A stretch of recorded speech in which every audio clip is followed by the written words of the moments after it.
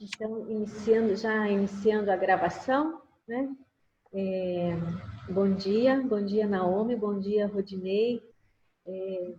Muito obrigada pela participação, pela disposição em conversar conosco nessa semana tão importante, num momento tão diferente que estamos vivendo, né?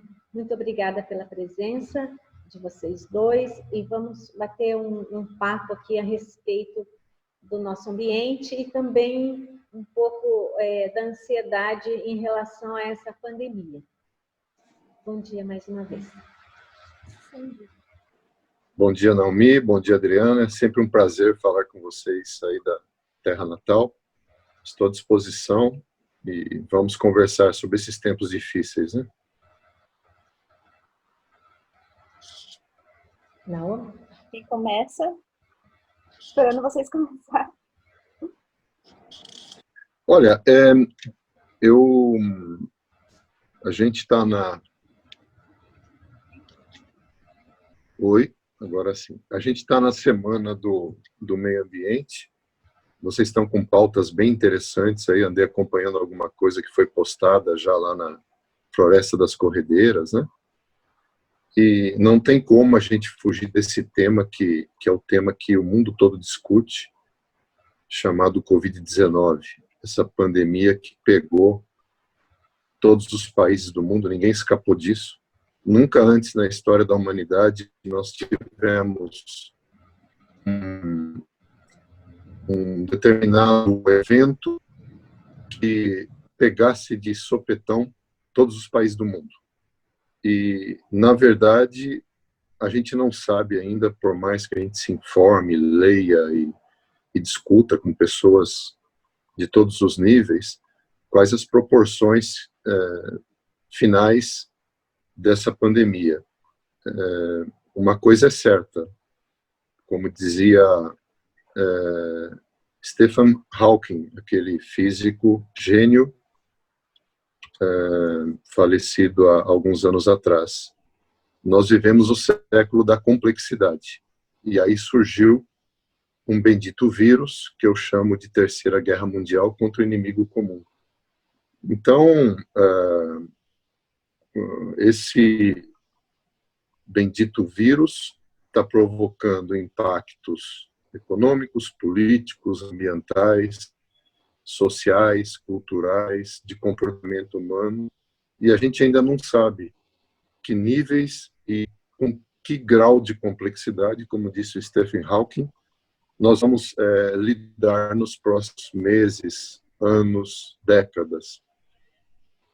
Então, eu posso dizer para vocês que é uma coisa que nos deixa muito apreensivos, mas eu creio que a gente vai sair desse problema de uma forma muito diferente do que entramos. De que forma vamos sair e o que será o mundo de amanhã, ainda não sabemos. Podemos conjecturar, que eu vi algumas questões hoje colocadas por vocês aqui numa prévia de uma pauta que eu recebi, é muito nessa linha. Difícil saber o que vai acontecer.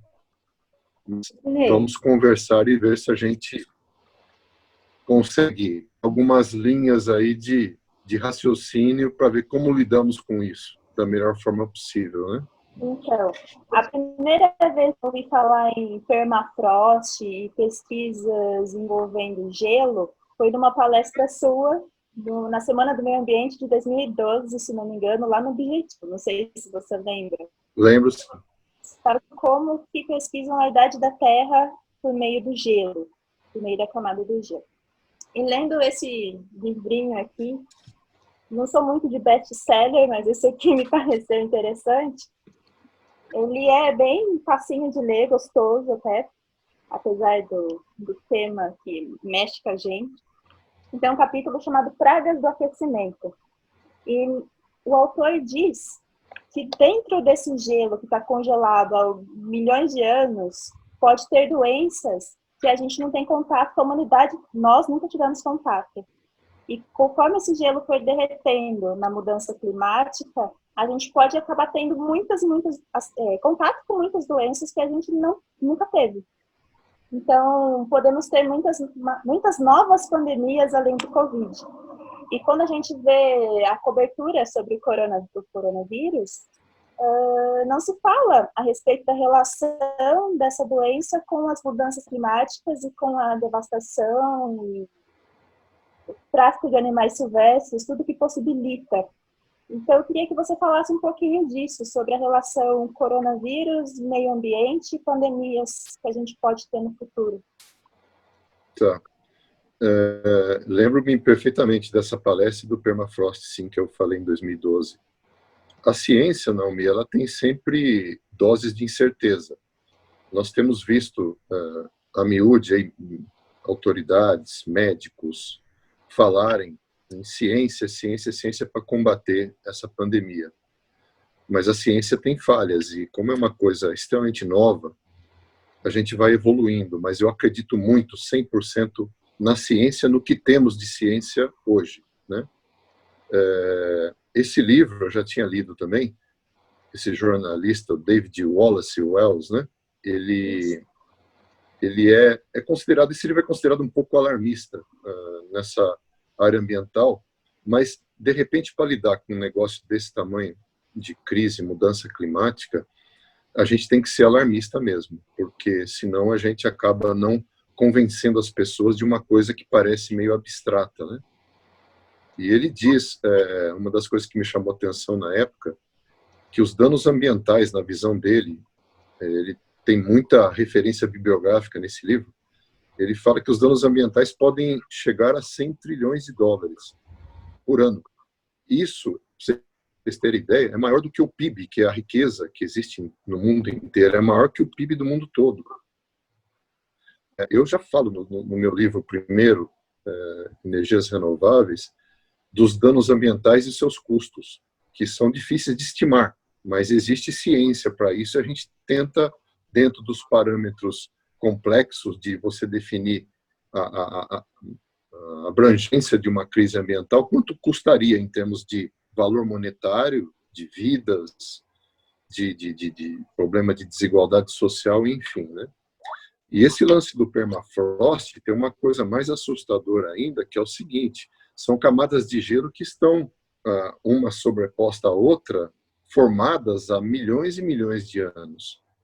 Realmente pode conter ali alguma coisa que a gente ainda não sabe. O que a gente sabe é que ali tem 1,1 trilhão de toneladas de carbono. E à medida que isso é derretido, esse gás de efeito estufa vai para a atmosfera, provoca uma parte desse carbono se transforma em metano e acaba por causar mais danos ambientais ao planeta em termos de aquecimento global, principalmente, que faz com que as temperaturas médias na Terra tendam a aumentar, segundo alguns cientistas, a patamares acima de 2 graus centígrados, acima da média histórica dos últimos 100 anos até 2050. Cada pontinho percentual que você aumenta na temperatura média global, você causa diversos danos, porque a nossa Terra vive no equilíbrio, ela tem a sustentabilidade dela, e nós estamos mexendo com isso. Nós não sabemos qual é o turnaround, né? Qual é o ponto de mudança, mas uma pandemia como essa, que há 3, 4 meses atrás ninguém sabia que ia chegar, chegou e mudou o ponto de equilíbrio do planeta. Quando é que vai mudar esse ponto de equilíbrio na parte ambiental? Ninguém sabe, mas que estão fazendo de tudo, nós, seres humanos, para que esse ponto de equilíbrio mude de patamar, estamos fazendo, né? Então, o jornalista, o David, pode falar, Adriana. Dentro dessa mesma perspectiva que você afirmou agora, né?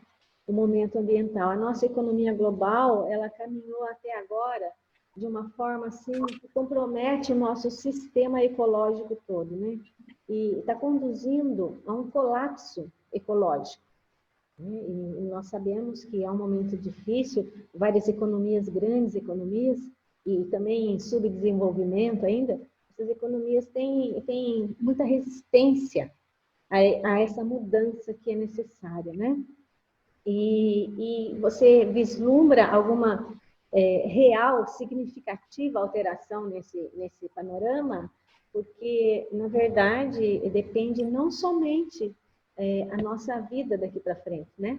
A vida de todo o planeta que está perto de um colapso, né? O que você tem seguindo essa mesma linha aí que você está afirmando? Olha, existem algumas curiosidades que essa pandemia trouxe à luz. A China, que foi o primeiro epicentro desse problema, em Wuhan, fechou uma cidade de 12 milhões de habitantes, resolveu o problema muito rapidamente, porque você pode fazer isso em países autocráticos, né? Você não precisa ficar consultando grandes autoridades e legislações para tomar medidas drásticas, e eles contiveram a pandemia ali num setor localizado e resolveram o problema. Nesse período que a China fez um lockdown, ainda que localizado, ela fechou o país para o mundo, assim como outros países tomaram essas medidas. E nós vimos um mapa, não sei se uma foto aérea, não sei se vocês tiveram a oportunidade de ver, da China antes e depois desse lockdown em Wuhan. Se você imaginar a China antes do lockdown, uma foto aérea do país, estava todo vermelho. O que significa o vermelho? A poluição. A China é o país que mais emite gases de efeito estufa hoje, passou os Estados Unidos de algum tempo. Durante o lockdown da pandemia, a mesma foto mostrava um país branco, sem emitir gases. Muito rapidamente, a Terra, na sua sustentabilidade, resiliência e equilíbrio, se ajustou. E a China, até em vermelha, virou uma China branca. Então, esse é o lado bom de você trabalhar com uma economia de baixo carbono. A gente sabe que isso pode acontecer, e para isso que a gente luta há tanto tempo, né? Transformar energias fósseis em energias renováveis, enfim. E nós estamos vivendo essa grande ameaça, que é a ameaça da saúde. Mas óbvio que nós temos outras pandemias, né? Não é só a pandemia da saúde, tem a pandemia geopolítica, pandemia econômica, e como é que vai se lidar com tudo isso, ninguém sabe exatamente como será esse novo mundo que está se vislumbrando. Certamente vai ser muito, muito diferente do que nós estamos acostumados até agora. E é uma grande oportunidade, né, reconstruções que estão sendo feitas por países.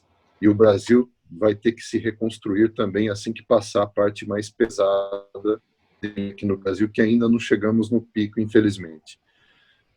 Que essa reconstrução seja uma reconstrução verde, que nós saibamos aproveitar esse volume absurdo de investimento que todos os países vão ter que fazer para investir em fontes renováveis de energia, em processos mais palatáveis de segurança alimentar. Enfim, existe uma agenda muito extensa que já vinha sendo discutida nessa área ambiental. Ela foi floreada com essa crise pandêmica. E o que vai se construir a partir disso, o meio ambiente tem que ser inserido nessa agenda também. Confesso a vocês que nos últimos 3, 4 anos eu estou meio cético com relação à agenda climática ambiental. Ela foi meio deixada de lado pelos países. Talvez nessa nova retomada seja deixada de lado também. A maior importância que vão dar certamente vai ser pela recuperação econômica de empregos e dos países em relação ao seu crescimento, e muito em função de saúde. Não deixar com que haja uma recidiva. Você acredita que vão insistir nessa economia aí pautada no carbono mesmo? Não entendi, Adriana. Você acredita que eles vão insistir, né, que os grandes líderes mundiais irão insistir nessa economia pautada no carbono? Não diria para você no carbono, porque hoje, você vê que curioso, as energias renováveis, como já estão tendo escala, estou falando de combustíveis tipo etanol, o biodiesel, a eólica, a solar, energia das marés, enfim, tem uma série de energias renováveis, que estão sendo desenvolvidas por vários países, mas como ela tem um custo menor hoje que as fósseis, que provocam os gases de efeito estufa, nesta primeira pauta dos países, que certamente vai ser uma pauta de recuperação de emprego, a parte de carbono vai ficar meio de lado, entre aspas. Como as energias renováveis são mais em conta, você pode computar que, de repente, o que a gente tem lutado há tanto tempo pode ter uma situação de uma reversão mais rápida do que a gente imaginava, de transformar as matrizes energéticas dos países lastreadas em energias fósseis e energias mais renováveis. Você vê que curioso, né? Eu estava lendo um periódico há uns 15 dias atrás, e os Estados Unidos, por incrível que pareça, a fonte mais utilizada pelos Estados Unidos, a nação mais desenvolvida do mundo, a fonte mais utilizada é o carvão. E com essa crise que nós tivemos aí, que chegou-se a vender barril de petróleo abaixo do preço de venda, chegou-se a dar barril de petróleo, não sei se vocês leram isso há um mês e meio atrás, um barril de petróleo dos Estados Unidos e da Rússia, eles pagavam para você pegar esse barril e jogar em algum lugar. Hoje nós temos milhares de navios espalhados pelos oceanos do mundo, cheios de petróleo. Por quê? Porque não tem demanda. A melhor lei que existe até hoje na economia é a lei de oferta e demanda. Então, o que aconteceu? O volume de demanda por energia caiu, porque a maioria dos países está dentro de casa. Você diminuiu o consumo de energia. Então, nos Estados Unidos, nós tivemos mais de 8 falências de empresas de carvão e em torno de 6 mil desempregados em abril e maio das indústrias de carvão, porque você não tem demanda pelo produto, né? Então, respondendo a tua pergunta, Adriana, quem sabe nessa fase agora, que eles vão ter que fazer novos Green New Deal, vamos chamar assim, né? Programas novos, verdes, de restabelecimento das economias globais, que a pauta ambiental entre com força nessas novas plataformas, sabe? Eu acredito que sim, até porque o custo das energias renováveis caiu no mundo todo, porque ela está ganhando escala. Muito bom. Dentro da área de educação ambiental, Rodinei, há vários autores que falam que nós enxergamos o mundo através de lentes, né? E tem algumas que reduzem muito... Que nós o quê? Que nós enxergamos o mundo através de lentes. E tem algumas delas que reduzem muito o nosso olhar, de acordo com alguns autores, né? E em relação aos recursos naturais, né? A gente tem, para a gente poder perceber que nós realmente somos parte também desses recursos, né? Porque a nossa vida física e até a manutenção da nossa vida física depende desse ambiente, né? Depende desse planeta. Nós fazemos parte de um organismo vivo que se chama planeta Terra, né? Como, a seu ver, como nós podemos conduzir para que cada vez mais pessoas percebam isso? Nós somos parte do planeta e não que o meio ambiente é alguma coisa distante, que o meio ambiente são as árvores, que o meio ambiente são as florestas e a água somente, e que nós não somos meio ambiente, né? Como você enxerga isso? Como é que nós podemos perceber, como é que nós podemos conduzir, né, dentro da educação ambiental, como podemos conduzir para que as pessoas realmente se apercebam, né, integrante de um organismo, de um planeta. E essa é que a gente percebe em todos os níveis, né? Desde crianças, adultos, né? Aquela separação, né? Eu sou uma coisa, o meio ambiente é outra coisa, né? Então, eu queria que você nos falasse a sua opinião, né, a respeito desse assunto e como é que a gente poderia tá lidando com essa educação ambiental de uma forma com que as pessoas se sintam mais assim, além de uma companheira da outra, mas dentro de um sistema, né? Nós somos parte, nosso meio ambiente não está lá na floresta.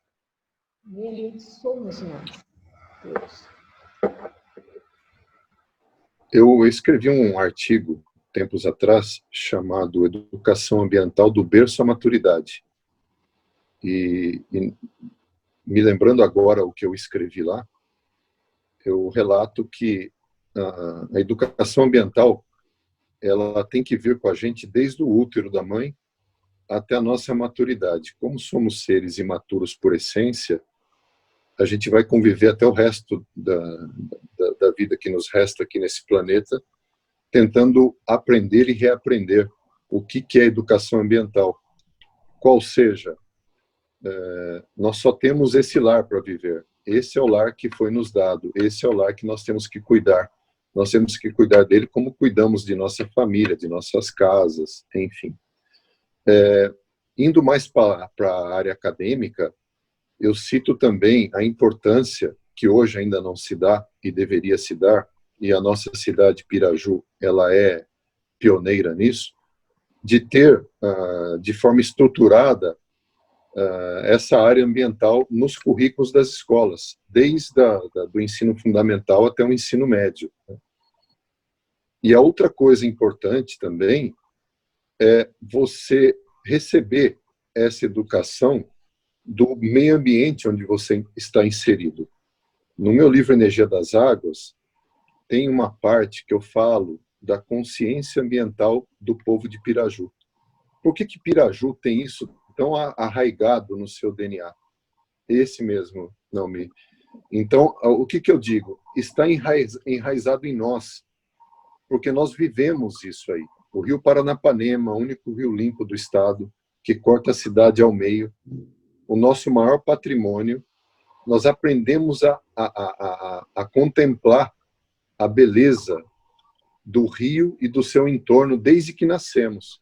Então, essa coisa da educação ambiental, não de forma estruturada, que nós recebemos, vis-à-vis todo esse painel maravilhoso que a natureza nos proporciona em Piraju, fez com que a nossa população adquirisse com mais os movimentos que ocorreram ao longo do tempo, desde a década de 70 contra as usinas hidrelétricas, né? Adquiríssemos essa consciência ambiental. Você vê como não é fácil. Ainda temos pirajuenses que não entendem, não compactuam com essa mesma ideia nossa, né, de proteção. Muito pouco, né, Rodinei? Muito pouco. Mas, mesmo assim, é muito pouco, mas perto do que a gente vê por aí, Adriana, é muito.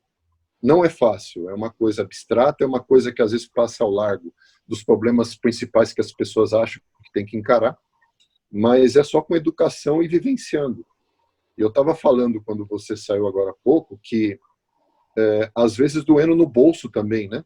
Às vezes a pessoa comete um desmatamento ilegal, ela é pega pelas autoridades, é presa, ela vai sentir pela dor o que é isso, desmatar, tirar uma árvore, que às vezes árvores centenárias da Amazônia. O ano passado, o Brasil, 1/3 do desmatamento existente em 2019 no mundo todo em florestas tropicais úmidas, o Brasil foi protagonista nisso, 1/3, né? A gente sabe por que está acontecendo, infelizmente, mas aí você pega uma pessoa cortando uma árvore, uma autoridade, é lei, é crime ambiental, não tem fiança, vai para a cadeia e ela vai sentir pela dor isso. Não deveria ser assim, deveria ser pelo amor, né? Pela educação. Pois é, mas quando uma pessoa corta uma árvore, a gente sabe que ela pode vir a ser presa. Agora, não se fala nas consequências que o ato dela está causando para a natureza, que ela está prejudicando o ciclo de chuvas, uma série de coisas. Então, essa relação nossa com o meio ambiente, ela não é nem noticiada. Está dando para ouvir bem? Estou ouvindo perfeitamente. Aqui.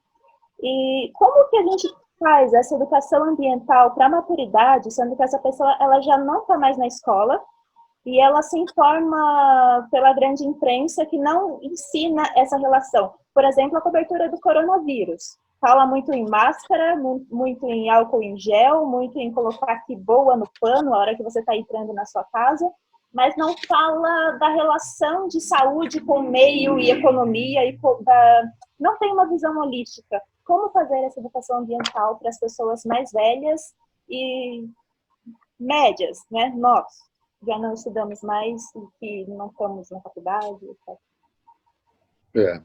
É a percepção abstrata do mundo, Naomi. E isso só existe à medida que, como você disse, existe uma pauta global. E você começa com ações localizadas em Piraju, que vocês fizeram diversas, passa por agendas locais e vai para a agenda global.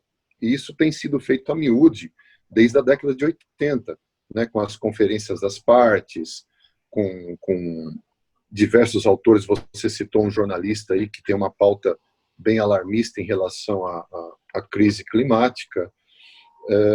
É difícil, porque você está falando de coisas abstratas.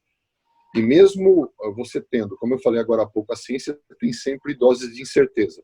Tem muitos que questionam a crise climática e o aquecimento global, os céticos. E é uma parcela considerável da população. Como não há verdade absoluta sobre as mudanças climáticas, eu tenho certeza, convicção, que ela está em andamento, baseada em laudos, relatórios, pesquisas, leituras que a gente faz. Mas como você tem 99% de certeza que a crise climática está em andamento, mas 1% de incerteza, alguns se atêm a isso e dizem: isso é bobagem, isso é besteira. Não há problema. Sempre nevou muito, sempre esquentou muito, sempre teve muita chuva, muita seca. Só que esses eventos extremos, eles estão cada vez acontecendo com uma frequência menor de prazo. Então, quando você fala de conflitos climáticos, não é só o calor. Você tem fome, tem afogamento, tem incêndios florestais, desastres não naturais, esgotamento de água, a poluição de rios e oceanos, o ar irrespirável, pragas como, não só na agricultura, mas essa pandemia do vírus, o próprio aquecimento global, colapso econômico que é provocado por isso, né? É uma miríade de situações que, juntando todas elas, você acaba caindo nessa panelona que a gente fala, que é o planeta Terra, envolto por 7,7 bilhões de pessoas, que não dão tempo à Terra de voltar ao seu status normal. E a Terra tem muita resiliência para voltar, mas vai chegar uma hora que vai ser complicado, né? Então, você estava falando do álcool gel, do sabão. 2 bilhões desses 7,7 bilhões de pessoas não têm acesso à água, muito menos ao sabão. 2 bilhões. Um quarto, que dirá álcool em gel, um quarto da população mundial. 2/3 da população mundial vive, pelo menos uma vez por ano, estresse hídrico. Falta água. Nós, aqui no Brasil, estamos vivendo um problema aqui no sul. Rio Grande do Sul, Santa Catarina e Paraná. Curitiba está com rodízio de água. Desde o ano passado, choveu muito pouco nessa região. Se vocês se lembram, em 2014, nós tivemos a maior crise hídrica do Brasil. Então, não é fácil, é um problema complexo. Voltando àquilo que eu disse no começo, nós vivemos o século da complexidade. Educação ambiental, educação, ciência, educação ambiental, desde o berço até a maturidade. É falar, passar a nossa experiência. E aí, voltando de novo, o ser humano parece que só aprende com a dor, né? E não com o amor. Então, quando essa pessoa sentir na pele alguns efeitos desses conflitos climáticos que eu citei, ela vai tomar a ciência e falar: puxa vida, o buraco é mais embaixo mesmo, deixa eu fazer a minha parte. A consciência. E é difícil, né? Você trabalhar com item abstrato é difícil, não é fácil. Como o nosso governo, a Adriana falou das lentes, o nosso governo, no momento atual, ele não tem um olhar, a lente dele não está voltada para a sustentabilidade em nenhum momento. Então, talvez os movimentos sociais, nós, no caso, a gente tenha que ter um protagonismo um pouco maior do que já tivemos agora para fazer essa educação ambiental para os adultos. O governo que você fala, o federal? O federal? Todos, ou né? No geral? Todos. No geral, mas o federal ele se destaca, considerando pelo ministro que colocou lá, mas não vamos entrar nessa pauta, né? Uhum. Agora, o Ministério do Meio Ambiente tentaram até destruir, né, acabar com ele, até pela fala do ministro lá naquela reunião, mas enfim. Há uma sinalização, infelizmente, do nosso governo federal, uma sinalização muito clara de que não há a importância devida que sempre foi dada nos governos anteriores, independente de quem lá estivesse, à pauta ambiental. E isso fez com que aqueles aproveitadores de desmatamento tomassem conta mais forte do que já estavam tomando, porque isso é histórico no Brasil, o desmatamento da Amazônia, tomassem conta lá do Amazonas, Pará, Mato Grosso, enfim, para fazer um desmatamento absurdo. O ano passado foi um recorde, esse ano está caminhando para isso também, baseado na sinalização do governo, né? Que eu acho que tem algumas pautas que realmente precisam ser corrigidas, especialmente a parte burocrática. O Brasil é um país muito burocratizado em todos os setores. Existe muita regulamentação, é muito difícil hoje você ter uma concessão de uma licença ambiental. Não estou dizendo nem que isso está certo ou está errado, mas você precisa ter sempre um equilíbrio, né, entre o desenvolvimento econômico sustentável e a preservação ambiental. Dá para fazer esse equilíbrio. Mas a sinalização do nosso governo foi: vamos desburocratizar a pauta ambiental para tornar o agronegócio e outras pautas mais fáceis de você poder fazer com que o país se desenvolva mais a pauta econômica e não a pauta ambiental. Eu acho que você tem que trabalhar com várias pautas, né? Cultura, educação, meio ambiente, economia, saúde. Esse equilíbrio da sustentabilidade. Não adianta você só ir para o lado econômico, e essa pauta está coadunada com a pauta dos Estados Unidos. O Trump está indo na mesma linha do Bolsonaro em relação ao meio ambiente. Os Estados Unidos saiu do Clube de Paris. Dentro dessa linha, Rodinei, só uma pergunta interrompendo. Dentro dessa linha, nós estamos assim numa caminhada. O Brasil está numa caminhada, né, de 30 anos, devagar e se fortalecendo e crescendo e tomando decisões importantes dentro da área ambiental. E agora a gente chega num momento assim que a gente fica perplexo, né? Tem essa palavra em relação a tantos absurdos que está sendo liberado agora, né? Então eu acredito que realmente a gente fica procurando cadê o nosso país, né? Que estamos construindo há 30 anos, né? Sim, verdade. Esse momento, particularmente, que vivemos, que é único, nunca antes na história do mundo, né, nós vivemos isso, ela está trazendo uma série de reflexões para todos.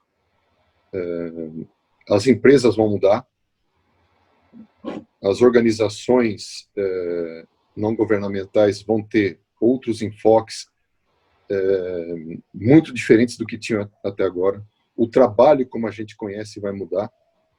As relações pessoais estão mudando, porque esse vírus colocou todo mundo no mesmo patamar.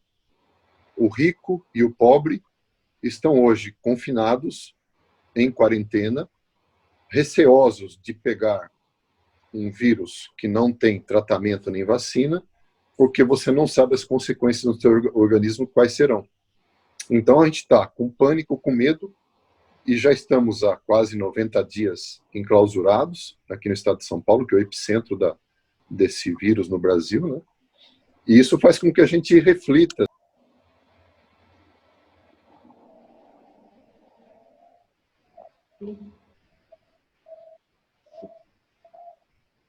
Tocou o telefone dele agora, né? Eu acho que eu vou... Continua gravando? Vamos ver se ele retorna, né? Depois a Natália edita lá esse parte.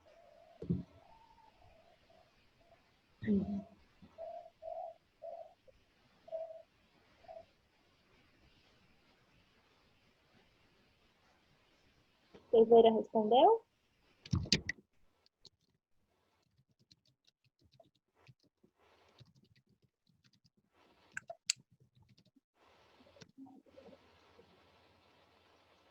Ah, está entrando novamente.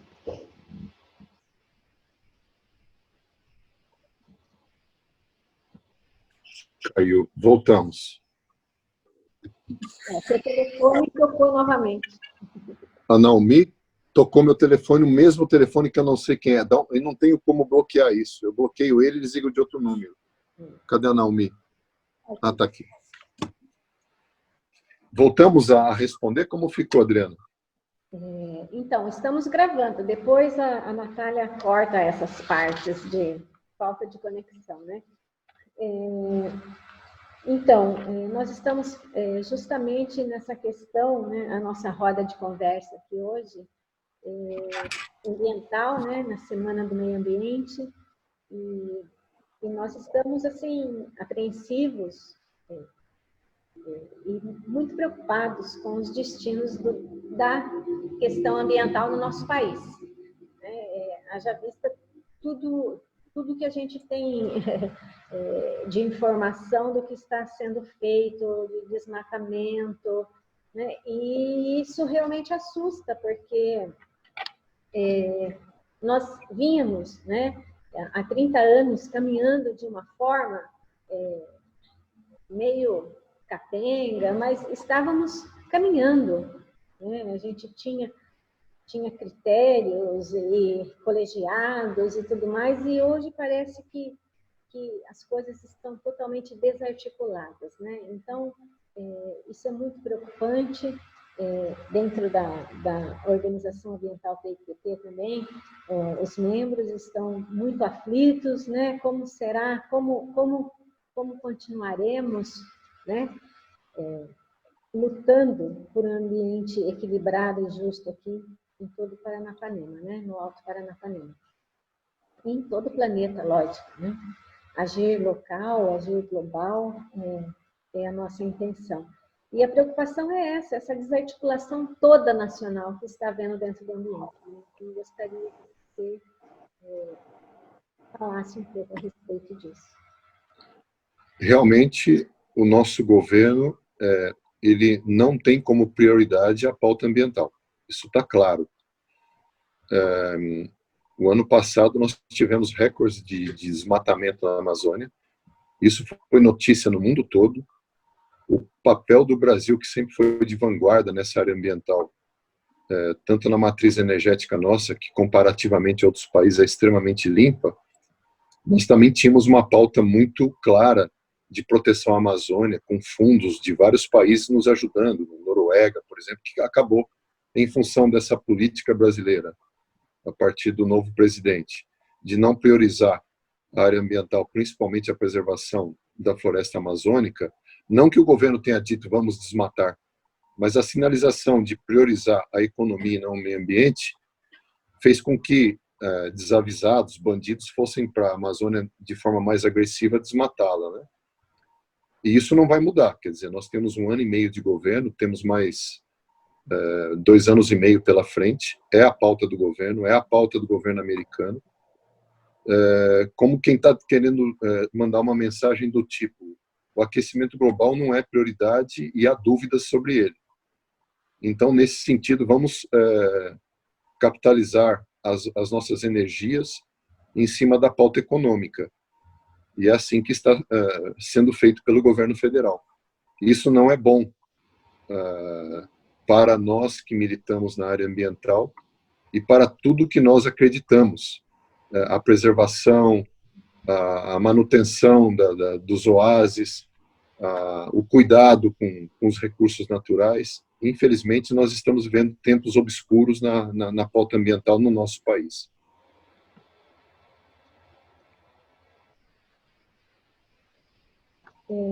Mais alguma pergunta? Não. Não.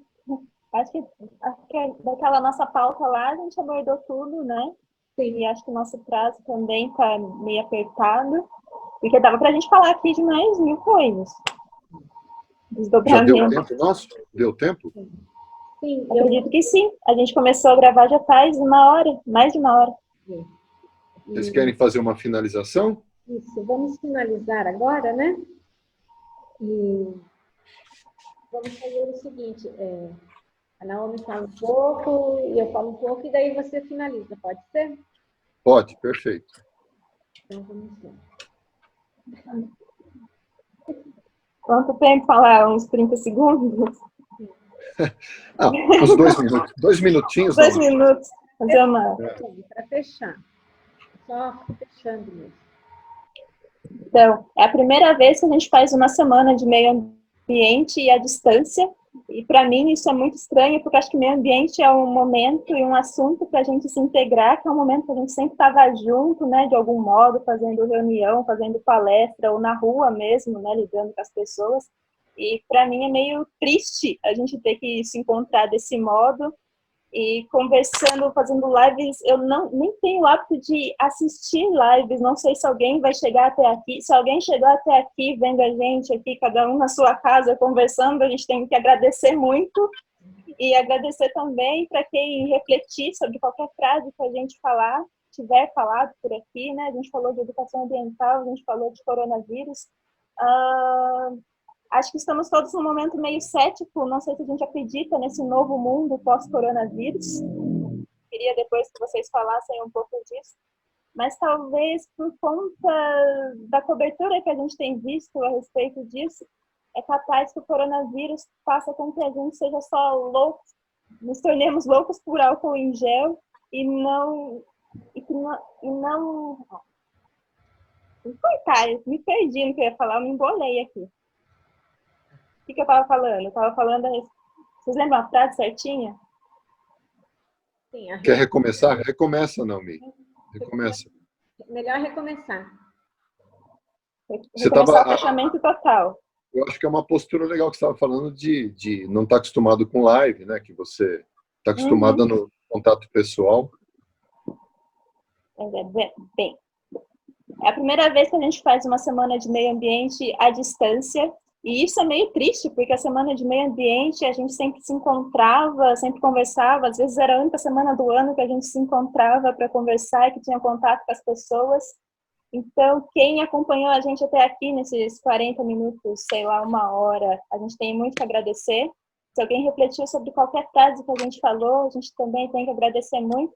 Falamos aqui sobre coronavírus e sobre o novo mundo. Estamos todos meio céticos, mas será que esse novo mundo pós-coronavírus, ele vai existir?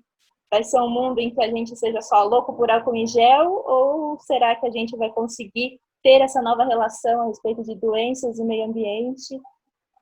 Talvez o nosso governo federal, pelo ministro que fala de passar boiada e que não é ambientalista, a gente tem um ministro de meio ambiente que quer destruir o meio ambiente, e isso nunca aconteceu na nossa história democrática. Então é um momento muito desafiador, especialmente para nós de movimentos sociais, que a gente vai ter que, não sei, assumir um papel diferente, mais ativo na educação ambiental e trabalhar muito nessa educação ambiental, eu acredito, mais importante, para as pessoas que estão fora da escola. Que são pessoas que se informam só pela televisão ou pelo jornal, pela grande imprensa, e que precisam de um campo de debate. E onde que a gente vai fazer esse debate? Queria que vocês falassem também um pouco disso. Obrigada para todo mundo. Acabando por aqui. Nós da TIQP, Naomi, né, Rodinei, tínhamos a agenda já para 2020 e ela começou a ser bloqueada ali no Dia Mundial da Água, né? Quando já começou a paralisar todo o país, né? No Carnaval mesmo tivemos nossas ações, como sempre, fizemos bastante camiseta, né? Não, estão todas aqui para serem vendidas ainda, né? Comercializadas, iríamos para a Feira da Lua, num bate-papo mais pessoal com os pirajuenses, né, com a nossa comunidade, e tudo isso nós precisamos retroceder, né, recuar.